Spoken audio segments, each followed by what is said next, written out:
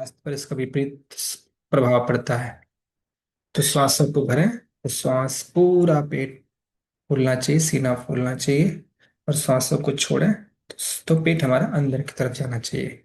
इस पर ध्यान देते हुए थोड़ी देर हम श्वासों को भीतर भरेंगे और छोड़ेंगे।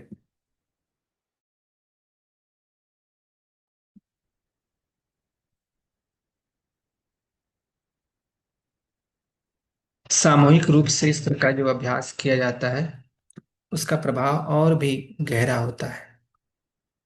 अकेले में करना होता है तो मन इधर उधर जाता है, चलो नहीं करेंगे। जब सामूहिक रूप से सब लोग साथ करते हैं तो होता है चलो सब कर रहे हैं तो हम भी कर लेते हैं। और सामूहिक रूप से जब एक कार्य सब एक साथ में करते हैं ना, तो जो वाइब्रेशन बनता है वो वाइब्रेशंस भी हमें सहयोग करता है उस एकाग्रता में जाने की तरफ। तो जो लोग भी ऐसे बैठ के अभी जूम पर केवल देख रहे होंगे ना, बस मैं देखूंगा ऐसे लोग कर रहे हैं, वो देखें नहीं, वो भी करें। सब लोग करेंगे, देखेंगे कोई नहीं।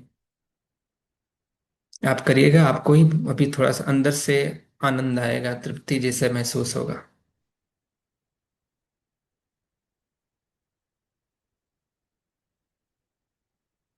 सबको भीतर भरा, थोड़ी देर रोकना है, तुरंत छोड़ना नहीं है। श्वासों को भीतर भर के शांत रोकना है। जैसे रोके रहेंगे ना, वैसे ही मन स्थिर हो जाएगा। और जितना जितना मन हमारा स्थिर होता है उतने ही उस मन में प्रसन्नता और सामर्थ्य भरता बढ़ता है। हमारा प्राण बल बढ़ता है, मनोबल बढ़ता है। और प्राण बल मनोबल बढ़ने से हमारे अंदर शारीरिक मानसिक हर प्रकार की विषम परिस्थितियों को झेलने की क्षमता बढ़ती है। फिर शारीरिक या मानसिक रोग हम पर हावी नहीं हो सकता। वो आ तो सकता है लेकिन हमें विवल नहीं कर सकता, हमें परेशान नहीं कर सकता, क्योंकि हमारा मनोबल मजबूत हो गया है। तो यह प्राण का श्वासों को भीतर भरना, उसको रोकना छोड़ना, ये स्वाभाविक प्रक्रिया लगती है, एक सहज साधारण प्रक्रिया लगती है। लेकिन अपने मनोबल को विकसित करने में ये बहुत श्रेष्ठ योगदान करती है।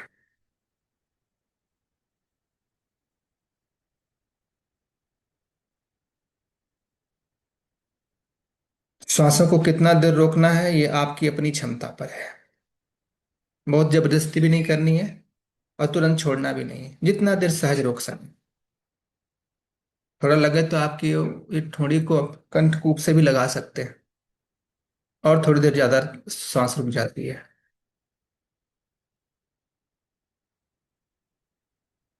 श्वास भीतर बाहर छोड़ दें तो बिना श्वास के थोड़ी देर रहें। तुरंत श्वास अंदर न लें, पेट को अंदर दबा करके थोड़ी देर बिना श्वास के रहें। थोड़ी देर, बहुत जबरदस्ती नहीं करनी है, सहज में जितने देर बिना श्वास के रह सकें। फिर लगे कि लेना है तो फिर अंदर की तरफ खींचे। ऐसा अभ्यास आप सुबह में शाम में जब आपकी इच्छा हो कहीं कहीं पर भी बैठकर कर सकते हैं। बहुत फायदा होता है इससे। आत्मिक शांति, मनोबल का विकास, बुद्धि का विकास, अच्छे निर्णय लेना, ये सब सहज में आपके अंदर ये कलाएं, ये गुण आपके अंदर निखरेंगे इस अभ्यास से।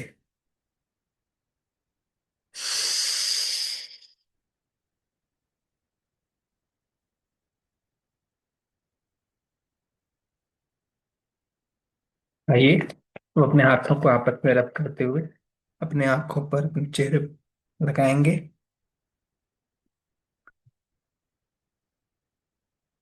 सत्र शुरू होने से पहले किसी को कुछ कहना हो, कुछ अपना अनुभव कहना हो तो 5 मिनट के लिए कह सकते हैं।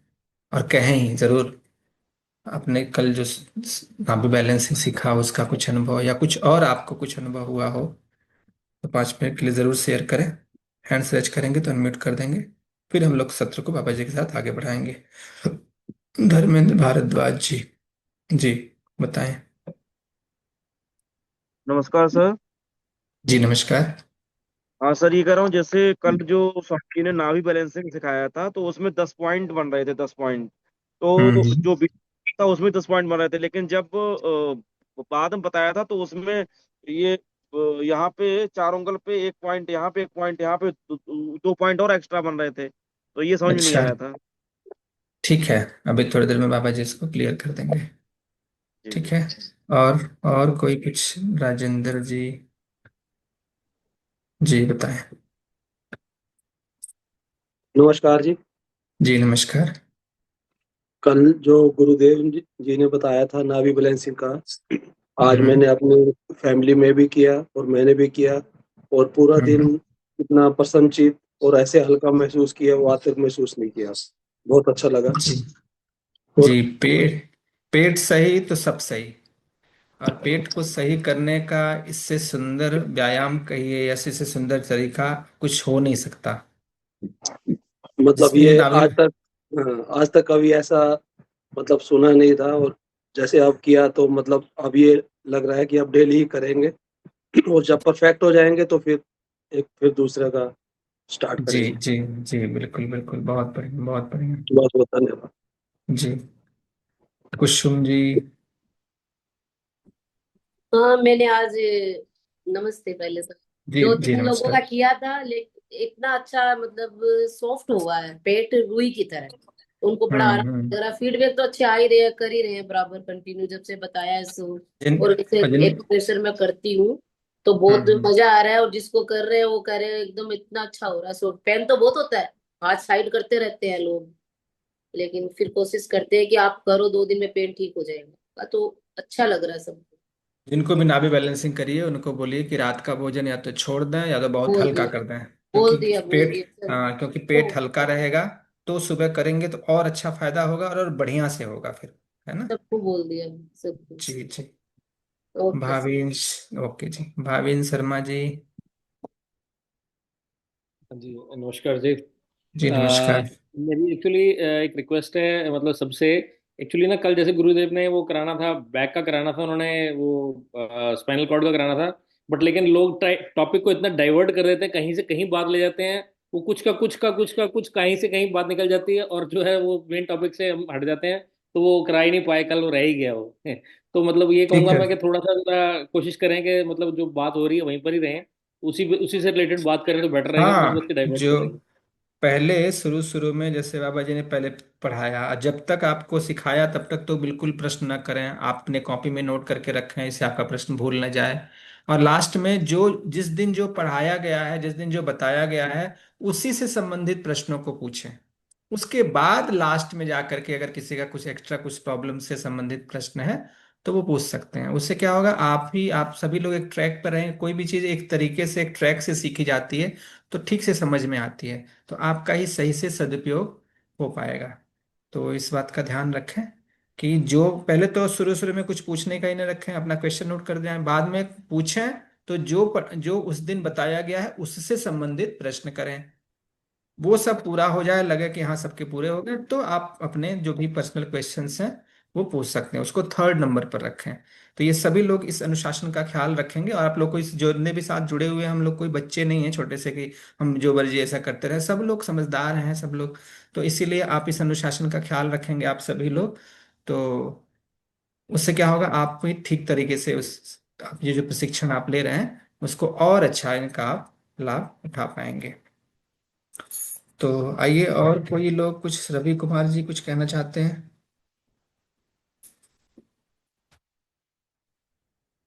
अ, जी नमस्कार सर। जी। मैंने ये टेक्निक नावी बैलेंसिंग का अपनी वाइफ पे अप्लाई किया है। तो हम्म। कि उनका स्किन थोड़ा सॉफ्ट है, तो जितने भी पॉइंट्स बाबाजी ने बताए थे वो सारे पॉइंट्स को दाबने के बाद वहाँ वहाँ रेड स्पॉट्स सभी जगह आ गए। तो बाबाजी ने तो कहा क्या, था हाँ ऐसा हाँ। करिए ना, उनको उनको फिर कपड़े के ऊपर से करिएगा, ऐसे कोई जरूरी नहीं स्किन पे करिए आप, है ओके ना? ओके। स्किन के ऊपर आप उनका नाभि का मेन सेंटर देख लीजिए, हल्का हल्का कपड़ा, एक आध कपड़ा ऊपर से हो तो नाभि पे सेंटर देख लीजिए, और कपड़े के ऊपर से करिए। तो जब कपड़े से ऊपर से करेंगे तो आपके कपड़े, आपके अंगूठे की रगड़ स्किन पे नहीं पड़ेगी, तो वो लालिमा जी कम आएगी, है ओके ना? सर। ठीक जी। है। ओके। और गीता जी कुछ बताइए।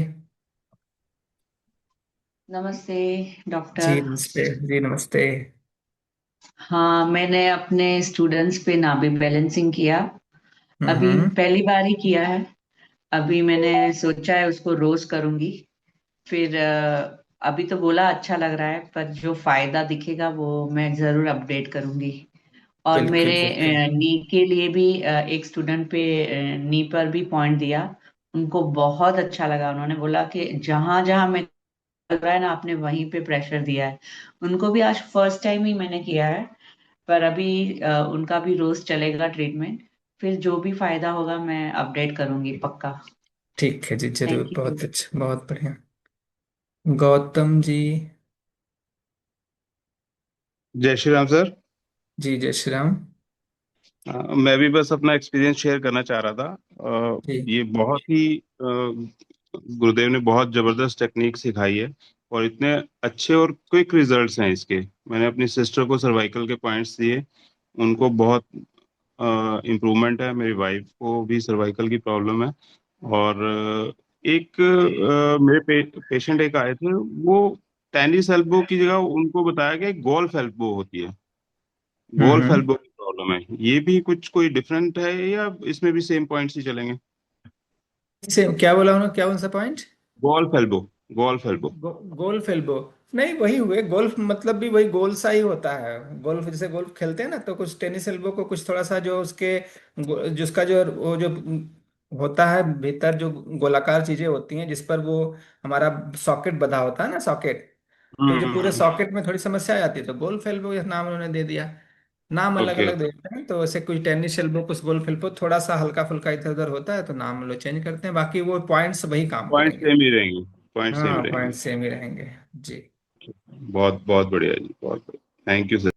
ठीक है। तो आइए, अब बाबा जी से निवेदन करेंगे कि अब आज के सत्र का शुभारंभ किया जाए। आज हनुमंत जी, कुसुम जी का हो गया। नमिता कुमावत जी, आप भी कुछ बोल दीजिए। जी बिल्कुल सर। सर जब से पॉइंट मैंने वीडियो भी देखे थे, और जब से ये पॉइंट्स कल मेरी बेटी गिर गई थी, तो मैंने उसको सर्वाइकल के, ये गर्दन में ये सारा दर्द था, तो मैंने जहां जहां सर ने बताया थे ये वाले पॉइंट और ये सब दबाए, उसको तुरंत आराम आ गया। उसके पाँव में भी चोट लगी थी, घुटने में दर्द हो रहा था, घुटने वाले दबाए, उसको तुरंत आ गया। और जब से मैं उसके करने लगी हूँ ना, उसको अपनी बॉडी बहुत हल्की महसूस हो रही है। और मैं गुरुजी से मैंने ये जो थायराइड, मुझे थायराइड है, मेरे हस्बैंड को थायराइड है, और जब से गुरुजी ने बताया ना, मैं ये दबा रही हूँ, तो उनको भी बहुत आराम आ रहा है। जी, बहुत बढ़िया, बहुत बढ़िया। मुझे, हाँ मुझे खुद को सर्वाइकल हुआ था, एक हाथ में सर्वाइकल हो चुका है, एक हाथ में फ्रोजन हो रखा है। मैंने दोनों हाथों में अपने वो दोनों दिए, उससे मुझे भी आराम है। चलिए, बहुत बढ़िया, बहुत बढ़िया। और कुछ लोग कुछ कहना चाहेंगे? डॉक्टर साहब, मैं गैस्ट्रिक पॉइंट्स के बारे में थोड़ा जानना चाह रहा हूँ। गैस की प्रॉब्लम में जैसे नाभि बैलेंसिंग मैं खुद की अपनी भी कर रहा हूँ, उसमें हम्म। उतने अच्छे रिजल्ट्स नहीं मेरे को मिले नाभि बैलेंसिंग नाभि में। बैलेंसिंग आपको, जैसे आप रात का ये तो भोजन छोड़ दीजिए, क्योंकि रात को जब भोजन छोड़ देंगे या हल्का कर देंगे तो पेट आपका सुबह हल्का रहेगा। फिर जब आप करेंगे अच्छी तरीके से तो आपको 100% रिजल्ट मिलेगा।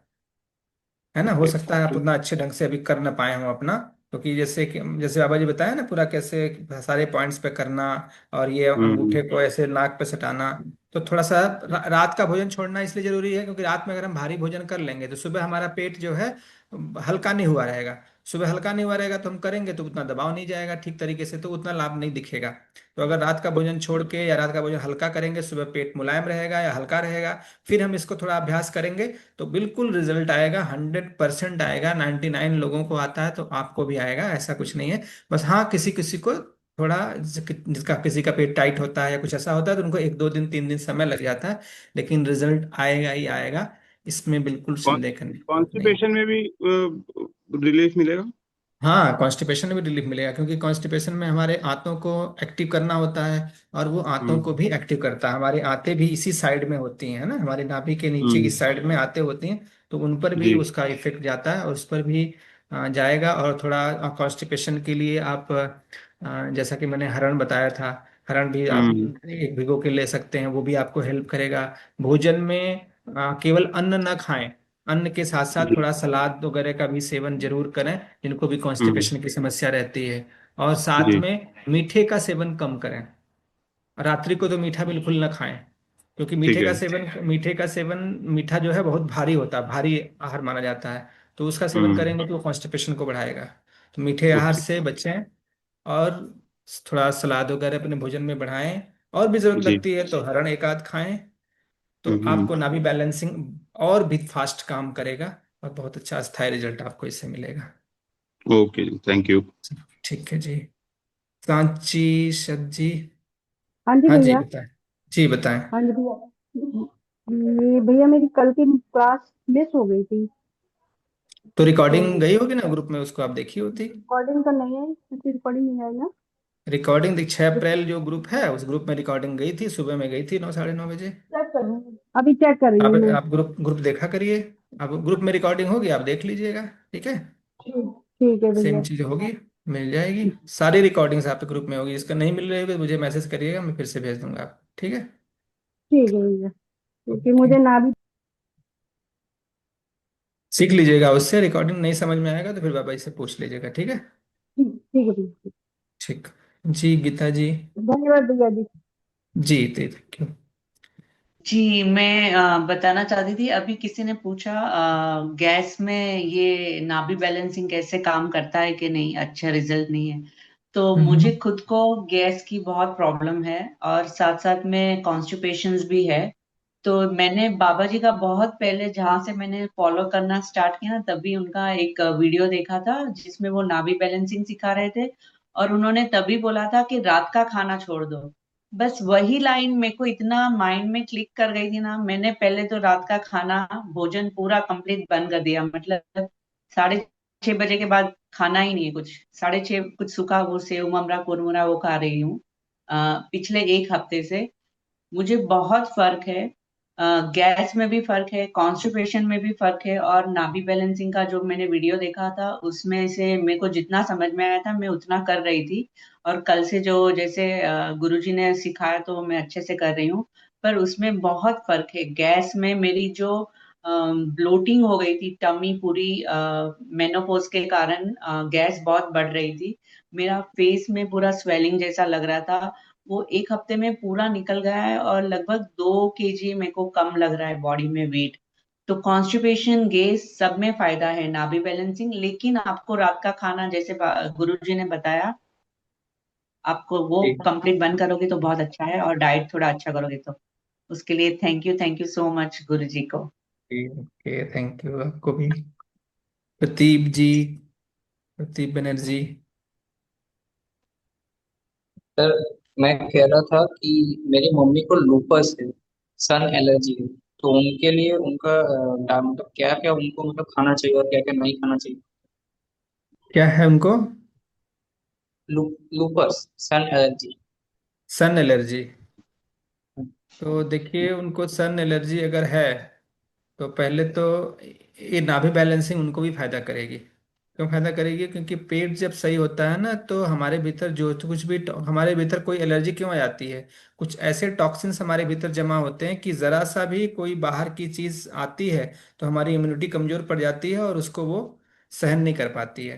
तो उनको तो नाभि बैलेंसिंग भी आप करिए, जिससे उनका पेट वगैरह सही से साफ रहे, ठीक से खुल के आए, बॉडी हर चीज को ठीक से एब्जॉर्ब कर पाए। और उनके भोजन में नमक की मात्रा और चीनी की मात्रा, चीनी तो बिल्कुल बंद करें और नमक की जगह पर सेना नमक यूज करें। और थोड़े से फ्रूट सलाद बढ़ाएं। तो इससे क्या होगा, भीतर शरीर अंदर से ठंडा रहेगा। उसकी इम्यूनिटी मजबूत रहेगी, तो फिर जब सनरेज आएगी तो वो उसको बैलेंस कर लेगा। अच्छा, और स्किन में कुछ मतलब लगाना है क्या। लगाने की जरूरत ही नहीं है। लगाने से सब कुछ नहीं होता है। लगाने और खाने, इसी भ्रम में तो लोग जाल में बुझते चले जा रहे हैं कि हम ये दवा खा लेंगे तो हमारा रोग चला जाएगा, हम ये लगा लेंगे तो रोग चला जाएगा। जबकि ये दोनों अस्थाई हैं। लगाने वाला भी, खाने वाला भी। स्थाई क्या है? कि जो हम चीजें करते हैं, जो स्वाभाविक हमारे शरीर को चाहिए, उसको हम थोड़ा लॉन्ग टाइम तक करें। तो जैसे हम भोजन रोज करते हैं, तो भोजन में बताया कि आप रोज अपने भोजन में थोड़ा सलाद फ्रूट्स को बढ़ाइए, नमक को चेंज करिए। ये स्वस्थ होने का रास्ता है, ना कि कुछ लगाना कुछ खाना। ये स्वस्थ दिखेगा थोड़े समय के लिए, हो सकता है कोई ऐसी चीज हो आप लगा लें हल्का सा, तो उससे थोड़ा सा लगे कि हाँ ये हम ठीक लगे, लेकिन वो अस्थायी होगा। आप लगाना छोड़ेंगे फिर वो प्रॉब्लम आपकी आ जाएगी। फिर भी आपने लगाने की बात पूछी, तो उसमें आप मुल्तानी मिट्टी लगा सकते हैं। मुल्तानी मिट्टी में थोड़ा सा मिलाना चाहें तो थोड़ा सा आंवला मिला सकते हैं, थोड़ी सी, हाँ थोड़ा सा आंवले का पाउडर मिला सकते हैं, या सादी मुल्तानी की मिट्टी से। वो उनसे बोलिए कि साबुन से स्नान न किया करें, मुल्तानी मिट्टी ले लें, और या तो प्योर मुल्तानी मिट्टी से स्नान करें, या तो उसमें थोड़ा सा आंवला मिला लें। या मुल्तानी मिट्टी में न अगर लगाने की इच्छा हो तो एक उबटन बनता है, वो घर पर ही बना सकते हैं। क्या क्या होता है उसमें? जौ, काले तिल, सरसों, और 7 चीजें होती हैं उसमें, मुझे सारे से ध्यान नहीं आ रहा, मैं ग्रुप में लिख के आपको भेज दूंगा। 7 चीजों से मिला करके एक उपटन बनता है।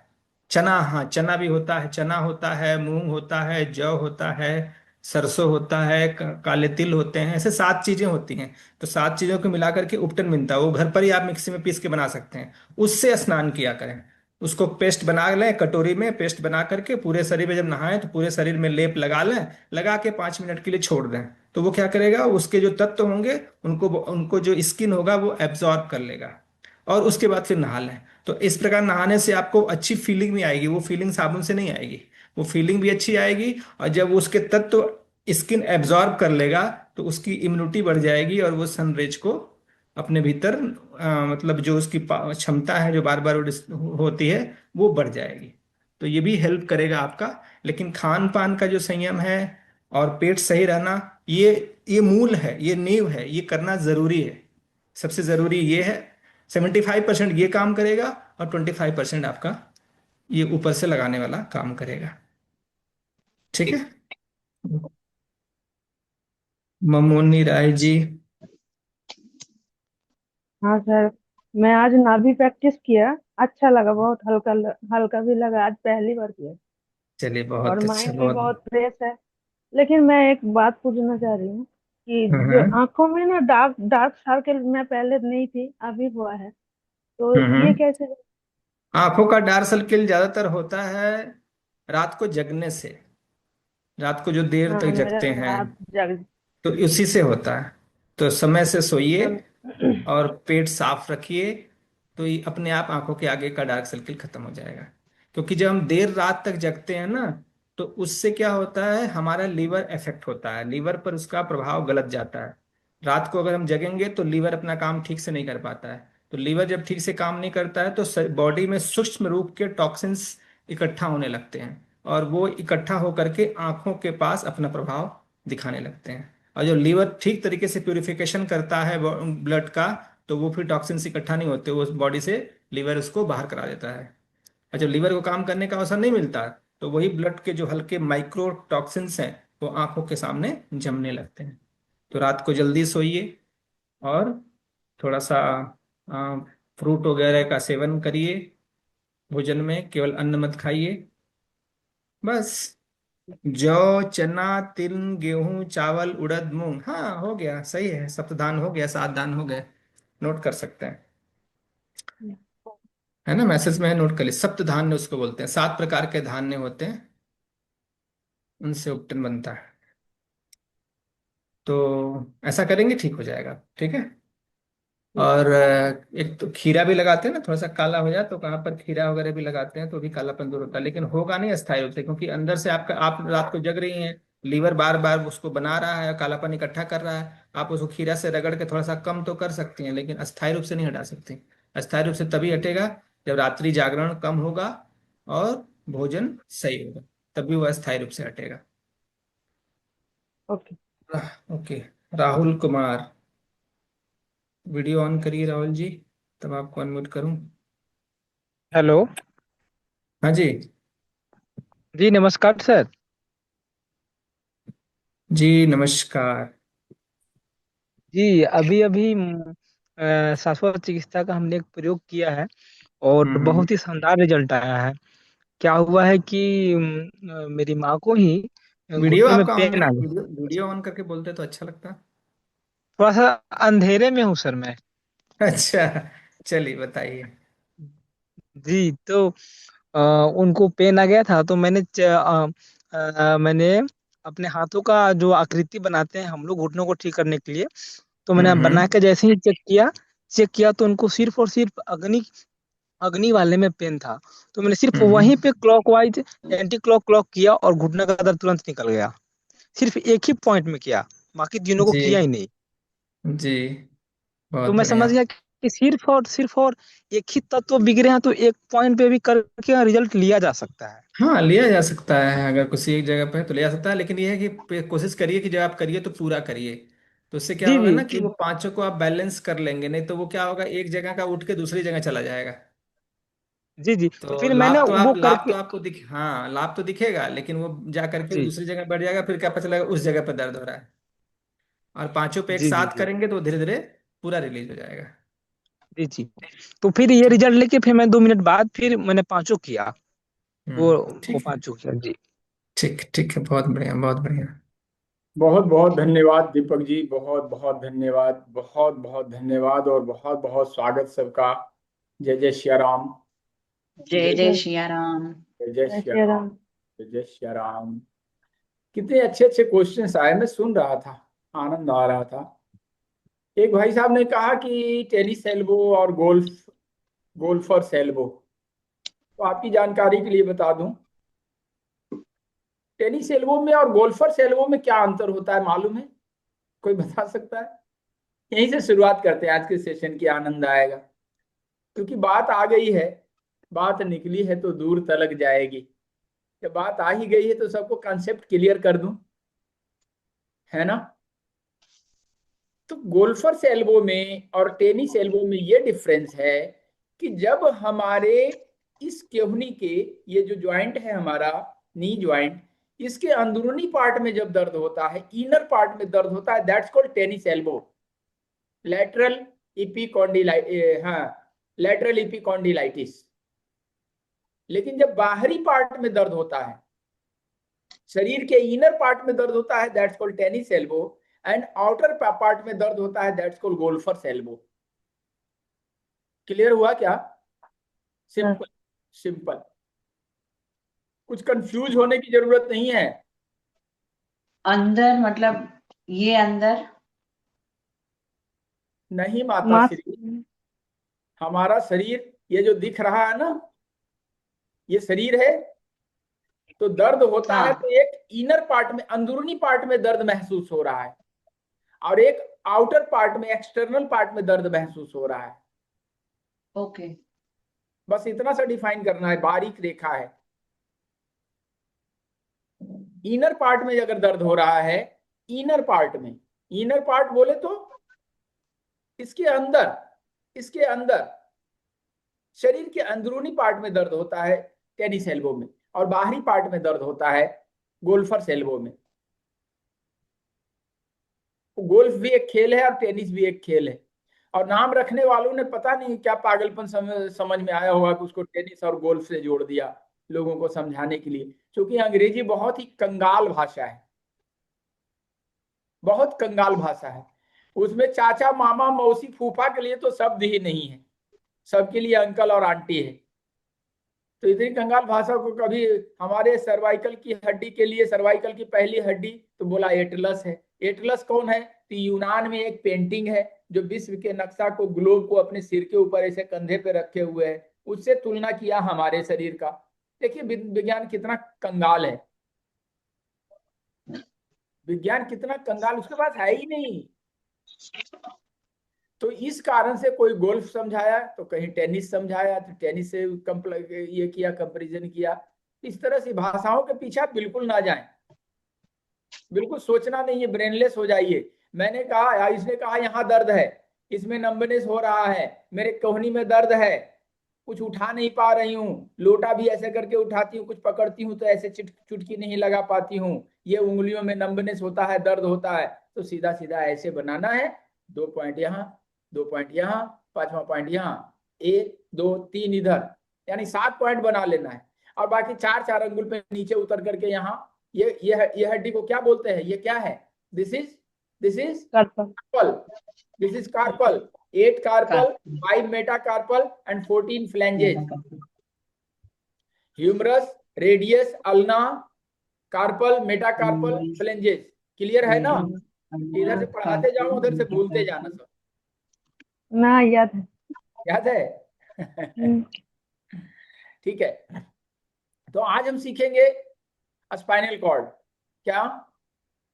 सर्वाइकल में स्पाइनल बता, कॉर्ड। हमारा स्पाइनल कॉर्ड 3 पार्ट में बटा है, C D L. C D L. C for cervical, D for dorsal या thoracic. Thoracic, THORACIC,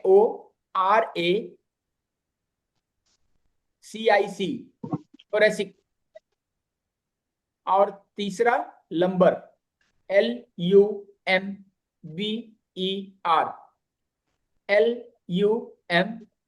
LUMBER, lumbar. 3 part में हमारा स्पाइनल कॉर्ड बटा है। हमारा जो सर्वाइकल रीजन होता है C1 से लेके C7, C1 से C7 हमारे सर्वाइकल की पहली हड्डी, हमारे स्पाइनल कॉर्ड की पहली हड्डी जो C1 है, उसका नाम क्या है? एटलस। ATLAS, Atlas. सर्वाइकल की पहली हड्डी या स्पाइनल कॉर्ड की पहली हड्डी, एक ही बात हुई ना? हमारा स्पाइनल कॉर्ड बना है 3 पार्ट में, CDL। सर्वाइकल की पहली हड्डी क्या है? तो एटलस। जिसके ऊपर ये ग्लोब, ये खोपड़ी हमारा, उसी के ऊपर ऐसे करके रखा हुआ है, दैट्स कॉल्ड एटलस। और स्पाइनल कॉर्ड की दूसरी हड्डी को क्या कहते हैं? Axis. AXIS, axis, axis bank वाला एक्सिस, एक्सिस। स्पाइनल कॉर्ड की पहली हड्डी क्या है? एटलस। दूसरी हड्डी क्या है? एक्सिस। स्पाइनल कॉर्ड का दूसरा पार्ट क्या है? डोर्सल, DORSAL, या थोरेसिक। थोरेसिक। सर्वाइकल में 7 और थोरेसिक या डोर्सल में 12, 12 और लंबर में 5।